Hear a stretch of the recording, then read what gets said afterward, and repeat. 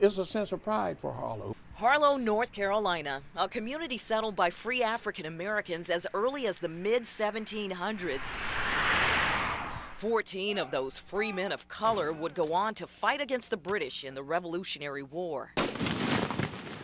We have Martin Black, Isaac Carter, Their names etched in this plaque. Absalom Martin. Ed Carter traced his genealogy and says he's related to at least 4 of the Patriots, but the one ancestor he could prove, Absalom Martin, made it possible for Carter to be inducted into the North Carolina Society, Sons of the American Revolution.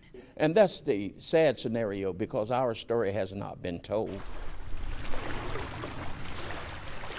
Carter's story also begins in Harlowe, where his family still owns property along Clubfoot Creek. He was educated in a 4-room school, received an academic scholarship to Virginia State University, and went on to become a research physicist at Columbia University.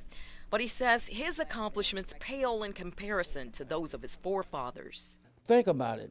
14 black people voluntarily fought for this country. Fought without being forced. They didn't have to go to war. The soldiers are recognized in the book African American Patriots in the Southern Campaign of the American Revolution. It says Martin was a free mulatto, enlisted as a private, and served for 12 months. So what does this plaque mean to you? It means everything to me. It's a sense of pride like I never had before. This building where the plaque hangs is also part of Harlowe's history. It once served as a segregated school and is now home to a Head Start and Senior Center. Just as its role has changed, Carter hopes to bring change to the SAR by creating its first majority African American chapter. From American history classes, we tend to think that the American Revolution was a white-only affair. Well, that was never true. Guy Higgins, a self-professed amateur historian and member of the South Carolina SAR, is working with Carter on the project.